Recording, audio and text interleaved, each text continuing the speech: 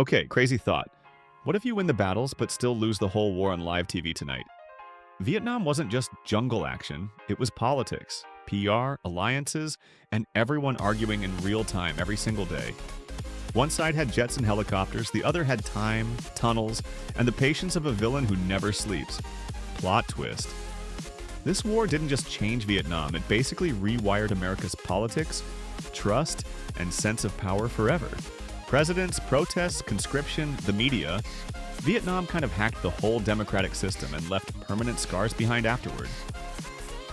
So let's rewind, step by step, back to colonial empires and an independence movement that crashed into the Cold War. Vietnam had centuries of dealing with invaders, so resistance wasn't a hobby. It was a survival skill passed down carefully. Then the 1800s arrive and France turns Indochina into a colony. Land, labor, resources, and dignity all get taken. Colonialism always creates insiders and outsiders, and it also creates nationalists who decide they're absolutely done being controlled forever. Enter Ho Chi Minh, smart, stubborn, and basically building a political network like it's a startup with global investors. He spends years abroad, learns the game, joins leftist circles, and becomes deeply tied to international communist movements very early. World War II flips the table. France collapses, and Japan walks in saying Asia for Asians, like it's a friendly favor. But locals quickly see it's not liberation, it's rice seizures and famine. New boss, same nightmare, just louder suddenly. Ho forms the Viet Minh to fight Japan, and here's the weird part. America's OSS actually helps train them? Viet Minh rescue downed Allied pilots, cooperation grows, and Ho starts thinking the US will back independence later openly. In 1945, Ho declares independence in Hanoi, quoting American-style ideals, hoping the US remembers its origin story this time. Then France comes back like, actually, we'd like the colony again. Talks fail, and the shooting starts fast immediately. America hesitates at first, until Cold War panic grows. Soviet nukes, China turns communist, domino theory enters the chat. Helping a colonial war feels awkward for America, but NATO politics in Europe suddenly matter more than ideals anyway.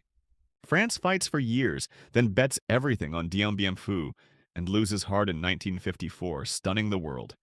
Geneva follows in 1954. Vietnam gets temporarily split at the 17th parallel, with elections promised on paper someday for now. And you know how temporary deals go in politics? They love turning into permanent walls when fear sticks around. In the North, Ho builds a communist state.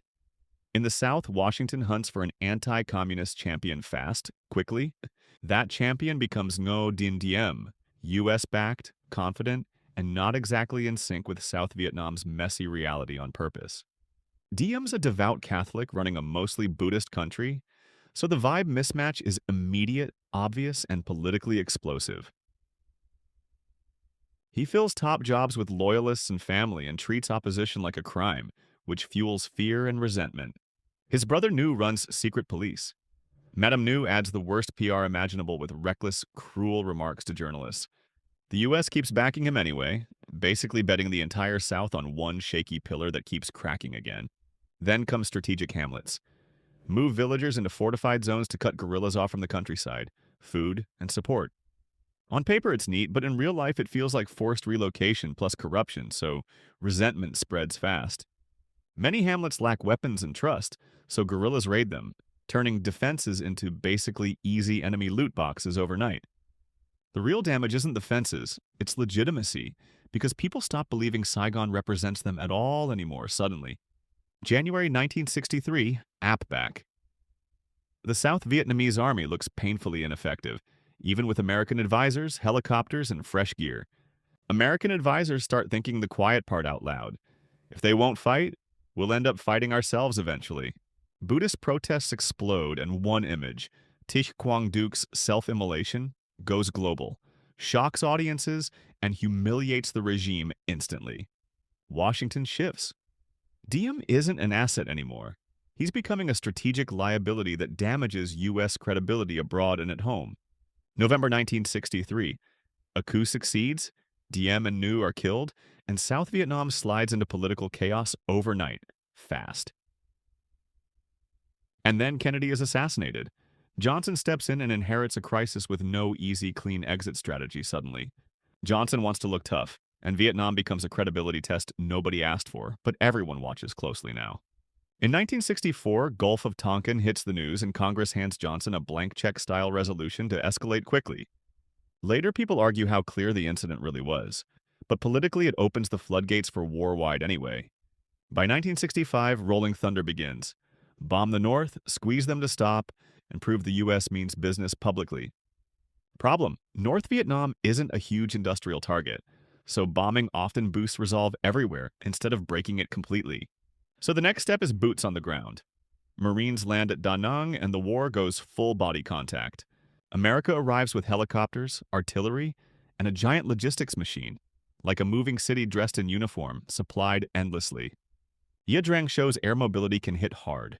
Fast insertions, heavy firepower, and serious enemy losses in just days. Washington celebrates until landing zone Albany proves the enemy can punish you the second you relax out there too. The war isn't a spreadsheet. Firepower wins fights, but it doesn't automatically win hearts, legitimacy, or cooperation long-term either. Soon it becomes a grind. Search and destroy, body counts, and a widening gap between optimistic reports and battlefield reality daily. The Viet Cong fight like smoke. They don't do fair fights. They do timing, ambushes, and disappearing acts in minutes. Booby traps become budget psychological warfare. Cheap to build, expensive to survive, and terrifying for every patrol out there. Tripwires, spikes, hidden grenades. Suddenly, every step feels like a job interview with death, and it never ends too. Then tunnels. Underground bases with clinics, storage, kitchens. Whole world's air power can't see map or destroy easily down there. Tunnel rats crawl in with pistols and flashlights.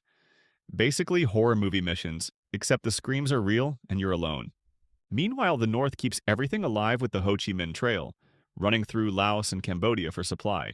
It's not one road, it's a network. Routes, depots, pipelines, and repair crews that respawn after every bombing run.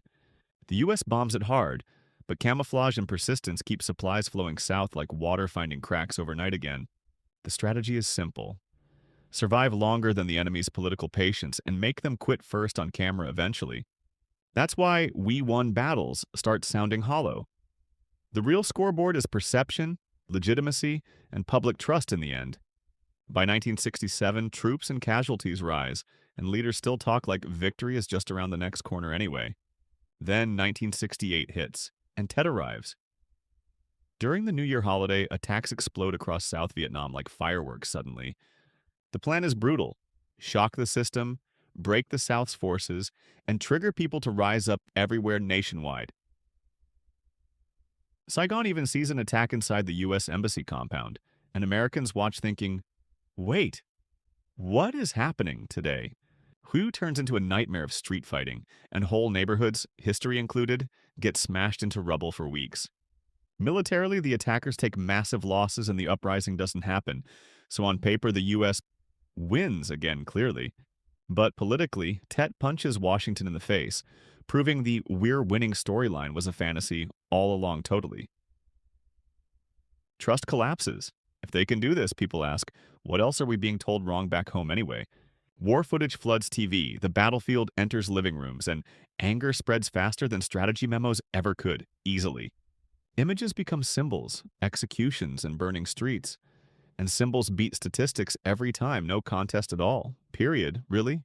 Johnson's support craters, he chooses not to run again, and he starts talking negotiations to stop the bleeding publicly. Meanwhile, Khoy San gets besieged. The U.S. fears a new Dien Bien Phu and unleashes massive firepower nonstop, basically. The base survives, then gets abandoned anyway, and people start calling the whole strategy absurd and pointless afterward, too. After Tet, the world sees it. Wars end when American politics says they end, not when maps look nice. After years of grinding patrols, U.S. morale starts cracking. Because uncertainty plus fear is a slow poison everywhere, eventually. Drug use spikes, discipline drops, and some soldiers even frag officers, throwing grenades at their own leaders sometimes too. Short one-year tours mean troops arrive, panic, and rotate out before learning the war, like a brutal carousel, really. Hamburger Hill becomes infamous. Huge casualties for a hill that gets abandoned soon after, so people ask why anyway. Ano bombas po at then my lai.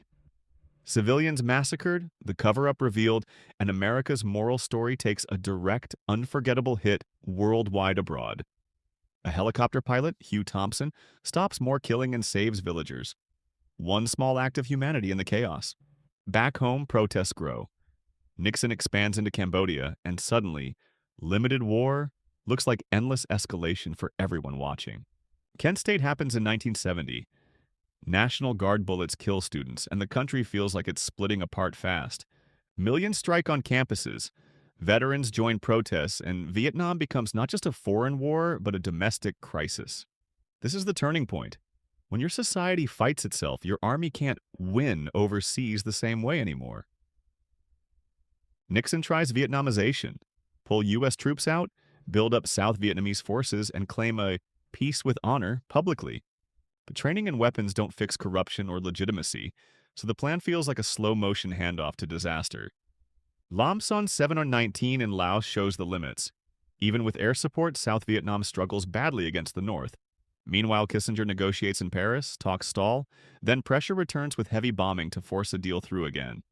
In 1972, Christmas bombing rains, B-52 strikes, drawing global outrage, and finally the deal gets signed in 1973 anyway. Kissinger and Le Duc Tho get a Nobel, but Tho refuses, saying peace isn't real while war still continues. By March 1973, U.S. combat troops leave, yet North Vietnamese forces remain inside the South, waiting patiently still quietly. Then U.S. support shrinks. Watergate, Congress, oil shocks, and South Vietnam runs out of money, fuel, and spare parts. In 1975, the North launches its final offensive. Units collapse, commanders flee, and panic spreads down the highways fast. One last stand happens at Xuan Loc, where South Vietnam's 18th Division fights fiercely, buying time but not salvation. April 1975, helicopters lift off from Saigon rooftops. Operation Frequent Wind, an image that becomes a national memory forever. On April 30th, a North Vietnamese tank crashes through the palace gates, and South Vietnam disappears from the map. And the aftershocks are huge. America's doctrine, alliances, and rules of war all change. Plus Vietnam's region too, permanently.